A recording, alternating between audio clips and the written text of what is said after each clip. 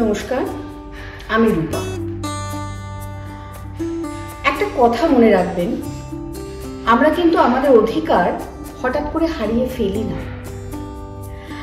আমাদের সহ্য করে যাওয়া বা অন্যের প্রবলেম, আমি তো ভালোই আছি, এইসব চিন্তা থেকে একটু একটু করে অনৈতিকতা, আনলফুল অ্যাটিটিউড গুলো কিন্তু আমাদের সমাজকে দিনের পর দিন গ্রাস করে ফেলেছে।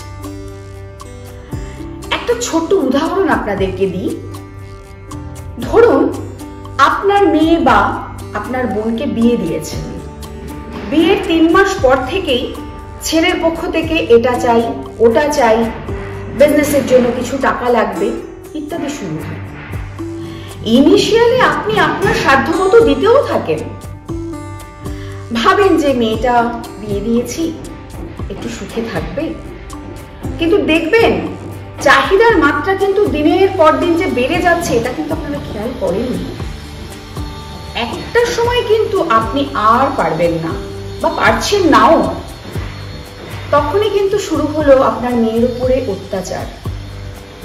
বিভিন্ন রকমের ব্লেম দিতে শুরু হলো, মেন্টাল ফিজিক্যাল অত্যাচার শুরু হলো।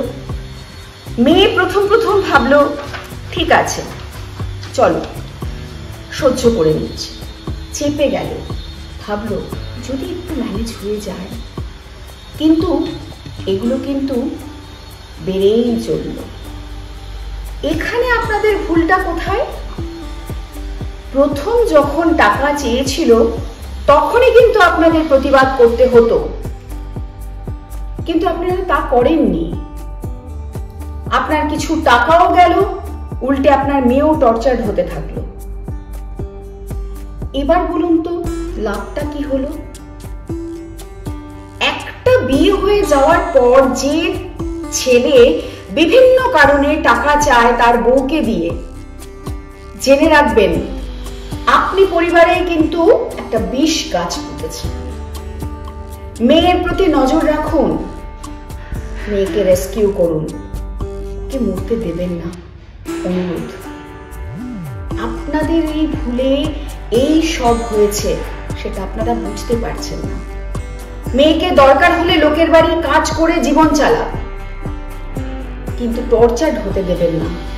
টর্চার হলে অবশ্যই আমাদের সঙ্গে যোগাযোগ করুন, কিন্তু আপনাদের যেটা বলা প্রথম থেকেই ব্যাপারগুলোকে বাড়তে দেবেন না।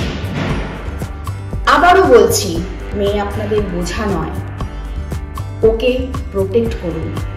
প্রোটেক্ট করা আপনার দায়িত্ব, সামাজিক কর্তব্য। আজ এটুকুই।